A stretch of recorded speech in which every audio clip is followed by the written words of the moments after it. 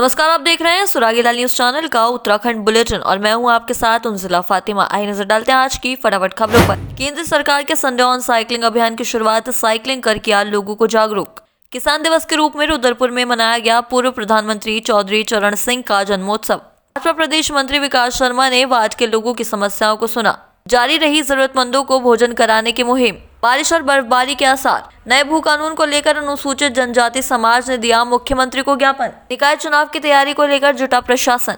रामनगर कोतवाली पुलिस ने नशे के खिलाफ किया कड़ा प्रहार। गुलदार की मौत, पेड़ पर लटका मिला गुलदार का शव। हल्द्वानी में नेशनल गेम्स की तैयारी तेज। हल्द्वानी बागजौला के लोगों पर मंडराया संकट, सभी योजनाएं हुई बंद। अब खबरें विस्तार से। केंद्र सरकार ने आज से फिट इंडिया मूवमेंट के तहत संडे ऑन साइकिलिंग अभियान की शुरुआत की है। अभियान के तहत लोहाघाट व बाराकोट में लोगों ने साइकिलिंग कर लोगों को स्वस्थ रहने के लिए जागरूक किया। लड़ीदुरा शैक्षिक एवं सांस्कृतिक मंच के नागेंद्र जोशी द्वारा साइकिलिंग कर लोगों को जागरूक किया गया। संवाददाता लक्ष्मण बिष्ट की रिपोर्ट। फिट इंडिया मूवमेंट के तहत आज से केंद्र सरकार द्वारा संडे ऑन साइकिलिंग अभियान चलाया गया है। यह बहुत अच्छा अभियान है सरकार का। देखिए, मैं एक टाइप 2 शुगर पेशेंट हूं और मुझे 3 टाइम दिन में इंसुलिन लगाने पड़ते थे। विगत 3 साल से मैं साइकिलिंग कर रहा हूं और वर्तमान में मेरा लगभग 15 किलो वज़न भी कम हो गया है और जो मैं इंसुलिन 3 टाइम लगाता था अब वो 2 टाइम लगते हैं और 35 यूनिट की स्थान पर 15-15 यूनिट में लगा रहा हूं।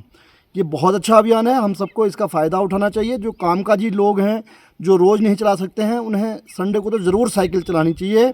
और आज साइकिलिंग करके मैं अपने आप को बहुत फिट महसूस कर रहा हूं और हम सबको केंद्र सरकार के इस अभियान को सफल बनाना चाहिए, जिससे सड़कों पर गाड़ियों की संख्या भी कम होगी और प्रदूषण में भी नियंत्रण पाया जा सकेगा।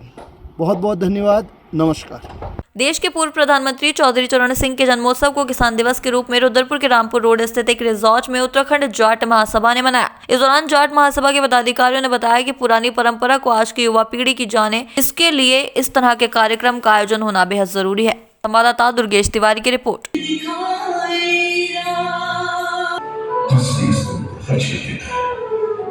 चौधरी चरण सिंह जी के जन्म उत्सव पे, जिसको हम किसान दिवस के रूप में मनाते हैं, आज उसी को हर वर्ष की भांति इस वर्ष भी मनाया जा रहा है। इसका थोड़ा वृद्ध रूप हमने दे दिया है कि जिससे कि हमारे जनपद के सभी जाट समाज के लोग इसमें उपस्थित हो जाएं और जितनी अपनी शहर में संस्थाएं हैं और सभी लोगों को हमने निमंत्रण दिया है। और चौधरी चरण जी के क्या क्या उनके कार्य रहे और वो जब प्रधानमंत्री तक का उन्होंने सफर जो तय किया था, उस पर सभी लोगों का प्रकाश डाला जा रहा है। और जो जाटों की संस्कृति है, जैसे उसमें रागनी है और जो सांस्कृतिक प्रोग्राम होते हैं, वो सब लोग हम संपन्न करा रहे हैं, जिससे कि आने वाली पीढ़ी को अपनी संस्कृति के बारे में जान। भाजपा प्रदेश मंत्री विकास शर्मा ने नगर निगम क्षेत्र वार्ड नंबर 16 केसरी विहार बाटा कॉलोनी में नुक्कड़ सभा कर वार्ड के लोगों की समस्याओं को सुना एवं मुख्यमंत्री पुष्कर सिंह धामी द्वारा चलाई जा रही योजनाओं की जानकारी दी। संवाददाता दुर्गेश तिवारी की रिपोर्ट। लगातार उत्तराखंड के अंदर हमारे यशस्वी मुख्यमंत्री आदरणीय पुष्कर सिंह धामी जी जिस प्रकार जनता के कार्यों को आगे बढ़ा रहे हैं, आज पूरे प्रदेश की जनता बहुत उत्साहित है। जिस प्रकार से माननीय मुख्यमंत्री जी ने नकल विरोधी कानून को लाए हैं, उससे बहुत सारे युवाओं के अंदर उम्मीदें जगी हैं और पिछले दिनों में बहुत सारे युवाओं को निष्पक्ष नौकरियां भी प्राप्त हुई हैं।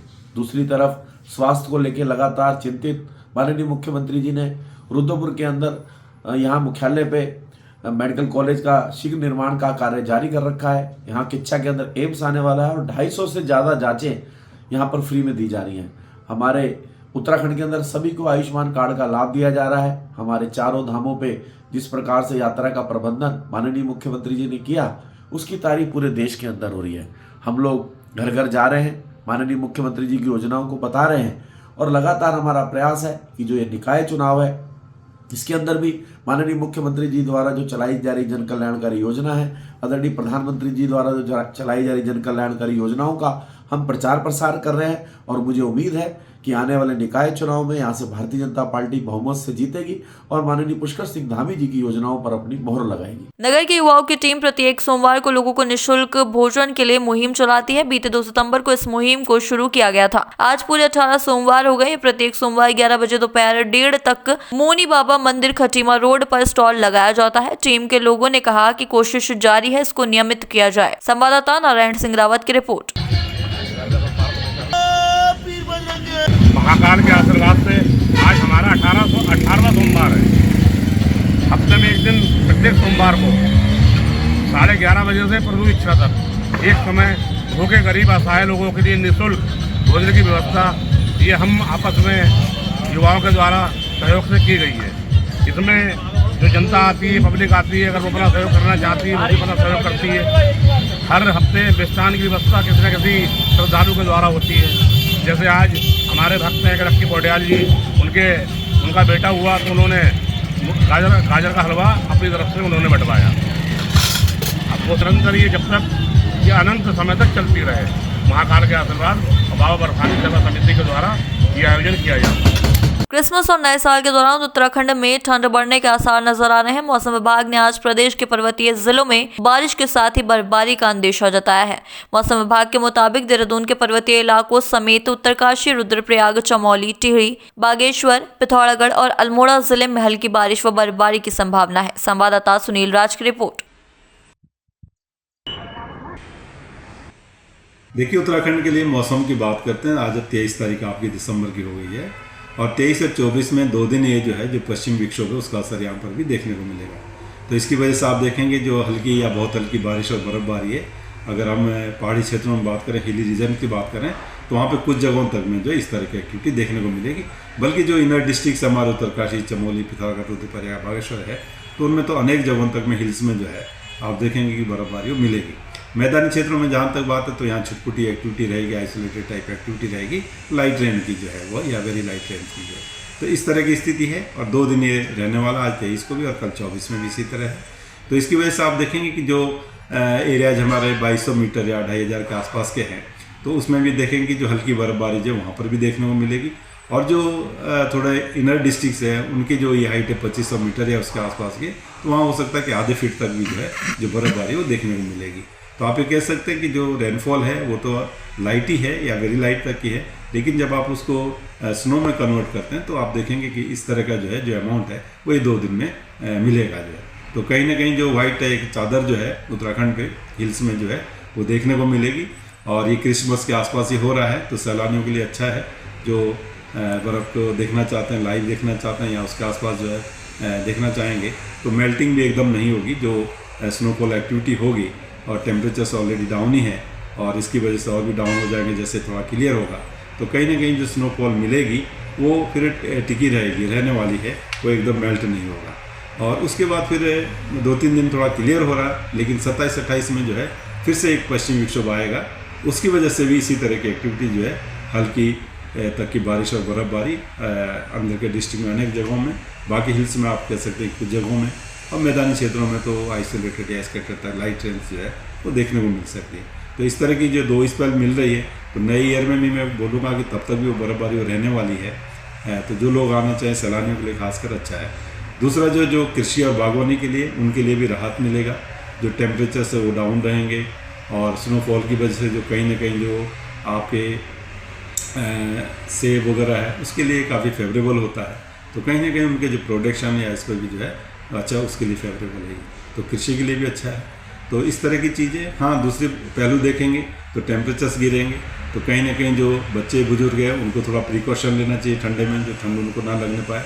और मैदानी क्षेत्रों में आप देखेंगे जैसे पश्चिम विक्षोभ निकलेगा तो कहीं ना कहीं कोहरा भी देखने को मिलेगा, तो उसकी वजह से जो विजिबिलिटी है वो कम हो जाती है। तो वाहन वगैरह जो है लोगों को सावधानी से चलाना चाहिए जिससे कोई दिक्कत ना हो। और हिल्स में भी इसी तरह आप देखेंगे स्नोफॉल हो जाएगा तो रोड्स में कहीं ना कहीं चलते हैं तो सावधानी बरतनी पड़ेगी, नहीं तो स्किड होने के जो है वो चांसेस रहते हैं। तो वो प्रिकॉशन ज़रूरी है, इस तरह का प्रिकॉशन लेना पड़ेगा। बाकी मैं कहूँगा कि हाँ, ये 2 स्पेल मिल रही है तो इनमें लाइट एक्टिविटी जो है रेन स्नो की प्रदेश में देखने को मिलेगी। जहां एक तरफ उत्तराखंड में नए भू कानून की सुगबुगाहट तेज हो गई है, तो वहीं खटीमा में अनुसूचित जनजाति थारू समाज के लोगों में नए भू कानून को लेकर आशंका जताई जा रही है कि उनकी जमीनें भी भू कानून के अंतर्गत रखी जाएंगी। इसको लेकर आज थारू समाज के लोगों ने तहसील जाकर उप जिलाधिकारी खटीमा के माध्यम से मुख्यमंत्री को ज्ञापन भेजा। संवाददाता ईश्वर सिंह की रिपोर्ट। तो जिसमें हमारे लोगों का माननीय मुख्यमंत्री को ज्ञापन दिया एसडीएम के माध्यम से, उसमें ये हम कहना चाहेंगे जो ये नया भू कानून की सर्वे करवाई है ना, उसमें मीटिंग में हमें तो बुलाया नहीं था वैसे, और गैर थारू ने आवाज़ रखी कि थारुओं की जो ज़मीन हमने खरीदी है उसको कब्जा दिया जाए और या जनजाति क्षेत्र घोषित किया जाए, तो ये इसका हम विरोध करते हैं, क्योंकि जनजाति क्षेत्र होने में हमारा तो नुकसान हो। और दूसरी चीज़ भू कानून में हमने तो कहा कई ज़मीनें जो उस टाइप से ली है जो कि दबंगता के कारण ली है, किसी से ज़बरदस्ती कब्जा करा, उसको वो नहीं करना चाहिए। तो इसलिए हमने विरोध है, हमने वो दिया है ज्ञापन कि मतलब ये चीज़ हमारे नहीं है। जिस तरह से हमने उसमें और लिखा है, जिस तरह से UCC का जो कानून बनाया है ना, उसमें उत्तराखंड में जनजाति को बाहर रखा, इसी तरह से ये भू कानून को भी अलग रखा जाए कि मतलब थारू जनजाति, ये पूरी जनजाति को अलग ही रखा जाए। देखिए, थारू समाज के लोग खटीमा के मेरे पास आज आए थे, उनसे कुछ आशंकाएं हैं। जो नए भू कानून हमारे यहाँ बन रहा है, वो लोग चाहते हैं कि हम उनके हितों का ध्यान रखा जाए। तो उन्होंने एक ज्ञापन माननीय मुख्यमंत्री के नाम से दिया है, जो मैं उचित माध्यम से माननीय मुख्यमंत्री जी को पहुँचा। चाहे तो एक साथ होनी चाहिए, सब लोग एक साथ बैठना ही नहीं चाहते। पापा, try this. लो, सब लपक लिए।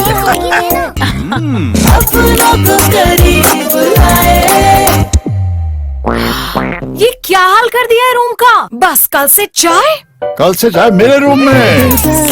देवरपन नमकीन। प्रदेश के मुख्यमंत्री पुष्कर सिंह धामी द्वारा 2025 तक देवभूमि उत्तराखंड को नशा मुक्त बनाने को लेकर लिए गए संकल्प के बाद पूरे प्रदेश में नशे के खिलाफ एक बड़ा अभियान चलाया जा रहा है, जिसके क्रम में रामनगर कोतवाली पुलिस ने भी नशे के अवैध कारोबार के खिलाफ अभियान चलाते हुए रविवार को कोतवाली पुलिस की 2 अलग अलग टीमों का गठन करते हुए भारी मात्रा में अवैध गांजा बरामद किया। संवाददाता राजीव अग्रवाल की रिपोर्ट। देखिए, माननीय मुख्यमंत्री जी उत्तराखंड महोदय के नशा मुक्ति देवभूमि कार्यक्रम के अंतर्गत श्रीमान वरिष्ठ पुलिस अधीक्षक महोदय नैनीताल के द्वारा SP सिटी हल्द्वानी महोदय के निर्देशन में क्षेत्र ये हमारे कोतवाली प्रभारी रामनगर के पर्यवेक्षण में ये एक नशा मुक्ति अभियान इस थाने के अंतर्गत चलाया गया, जिसमें 2 जगहों पर कल जो है भारी मात्रा में गांजा बरामद हुआ है। नंबर 1 टीम बालधन क्षेत्र में, जहां पर उप निरीक्षक धर्मेंद्र कुमार वो उप निरीक्षक नीरज चौहान के अध्यक्षता में एक टीम गठित की गई थी, जिसमें एक घर में मुखबिर की सूचना के आधार पर एक घर में जो है दबिश दी गई, जिसके परिप्रेक्ष्य में वहां से 110 kg गांजा जो है बरामद हुआ है, जिसमें एक पुरुष और एक महिला जो है उसके इसका कारोबार करते हुए उसमें मिले हैं, जिनको हमने गिरफ्तार किया है। दूसरी घटना हमारे पीरू मदारा क्षेत्र में है, जिसमें उप निरीक्षक सुनील धानिक मई हमराई कर्मचारियों के ये भी चेकिंग के अभियान में इनके द्वारा भी जो है 17 किलो 14 ग्राम गांजा जो है बरामद किया है। कुल इसमें 4 मुलजिम है, जिसमें 3 पुरुष हैं और एक महिला वो है। और इस संबंध में जो है स्थानीय रामनगर में हमारे द्वारा जो है अभियोग पंजीकृत कर दिया गया है, जिनको न्यायिक हिरासत में भेजने की तैयारी चल रही है। सर, गांजा जो बरामद हुआ उसकी कितनी कीमत है? इसकी अंतर्राष्ट्रीय मार्केट में लगभग 32 लाख रुपया आंकी गई है। लगातार तराई इलाकों में गुलदार दिखाई देने से लोगों में भय का माहौल बना रहता है। अगर बात करें जनपद उधम सिंह नगर के तराई पश्चिम वन प्रभाग की, पतरामपुर रेंज के गांवों में अक्सर गुलदार की आवाजाही लगी रहती है। वहीं बीते दिनों कई लोगों पर गुलदार द्वारा हमला भी किया गया, जिसमें लोग घायल भी हुए। लेकिन अब गुलदार का शव पेड़ पर लटका मिलने से क्षेत्र में हड़कंप मचा हुआ है। संवाददाता दीपक चौहान की रिपोर्ट। कैसे समझे में? ये जैसा कि आज अभी सुबह मेरे को सूचना मिली थी कि ये जो हमारे विधायक जी हैं, उनके जो बगीचा है, बगीचे के पास वहाँ पर शमशान घाट है। शमशान घाट में वो जामुन का एक पेड़ था, वहाँ पर बताया गया कि वहाँ पर एक गुलदार का बच्चा जो है पेड़ में लटका हुआ है, जिसकी मृत्यु हो चुकी है। तो हमारे द्वारा तुरंत वहाँ पर पहुँचकर जो है उसको निकाला गया। उसमें जो मौके पर लग रहा है वो देखे उसके लग रहा है कि वापसी संघर्ष में दूसरे बड़े गुलदार द्वारा उसको मारा गया है। हमारे द्वारा जो है इसको पोस्टमार्टम करवाया जाएगा। पोस्टमार्टम के बाद जो भी तथ्य सामने आएंगे उसके बाद अधिक जानकारी प्राप्त हो पाएगी। में राष्ट्रीय खेलों की मेजबानी को लेकर खेल विभाग और जिला प्रशासन पूरी तैयारियों में जुट गया है। जिला प्रशासन द्वारा 5 जनवरी तक हर हाल में खेलों से संबंधित सभी तैयारियों को पूरा करने के निर्देश दिए गए हैं। लिहाजा नगर निगम, खेल विभाग और स्थानीय प्रशासन तैयारियों में जुट गया है। संवाददाता दीपक अधिकारी की रिपोर्ट।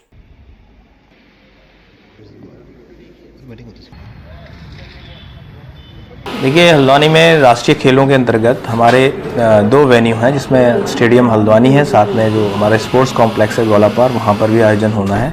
7 इवेंट अभी तक बताए गए हैं जो यहाँ पर होने हैं। उसी के रिगार्डिंग डीएम मैडम ने भी डिटेल में एक मीटिंग ली थी। सभी विभागों को निर्देशित किया गया है कि वो उनके जो कार्य हैं उनको समय पर पूर्ण कर लें। साथ ही एक प्रैक्टिस मैच आयोजित करने के लिए भी निर्देश दिए गए हैं, ताकि यदि कहीं पर कोई कमी है तो उसको समय पर दूर किया जा सके। पेयजल आपूर्ति को सुनिश्चित करने के लिए कहा गया है। साथ ही फीडर का निर्माण भी 10 दिन में पूर्ण करने के लिए निर्देश किया गया है। इसके अलावा इस आयोजन में जन सहभागिता बढ़ाने के लिए आम जनमानस अधिक से अधिक इसको देखने के लिए आए। और इसके क्रम में 26 तारीख को एक टॉर्च मैराथन और टॉर्च रैली यहाँ पर आयोजित की जाएगी। उसके क्रम में शहीद पार्क से लेके और हमारे हल्द्वानी स्टेडियम तक एक आयोजन किया जा रहा है। साथ ही गोलापार स्टेडियम में भी एक आयोजन प्रस्तावित है और उसमें अधिक से अधिक स्कूलों के बच्चे, आम जनमानस और जो समाज के सभी वर्गों के लोग बढ़ चढ़कर हिस्सा लें, ये सुनिश्चित करने के लिए विभागों को कहा गया है। व्यापक प्रचार प्रसार के लिए निर्देश दिए गए हैं। नहीं, वॉलीबॉल का आयोजन हमारे वहाँ नहीं किया जाना है। और जो जहाँ तक फुटबॉल के ग्राउंड से संबंधित बात है, तो जो हमारे यहाँ पर फुटबॉल का ग्राउंड है उसमें राई ग्रास लगाई जा रही है और वो लगभग 15 दिन में हमारा ग्राउंड तैयार हो जाएगा। जिस तरह से हमारा गोलापार में ग्राउंड तैयार हो चुका है और लगभग हमारा 15 तारीख तक ग्राउंड पूरी तरह से प्रतियोगिता के लिए तैयार हो जाएगा। प्रैक्टिस गेम कहाँ हो रहे हैं? प्रैक्टिस हमारा फुटबॉल का जो प्रैक्टिस का मैदान होगा, एक हमारा वेंडी सीनियर सेकेंडरी स्कूल है गोलापार में, वहाँ पर हम लोगों ने चयनित किया है। और एक हमारा DPS स्कूल है, वहाँ पर प्रैक्टिस ग्राउंड के लिए तैयार किया है दोनों का। मसाल कार्यक्रम को मैम आप प्रतिभा करेगा मशाल का चाहे तो एक साथ होनी चाहिए, सब लोग एक साथ बैठना ही नहीं चाहते। पापा ट्राई दिस। लो सब लपक ली।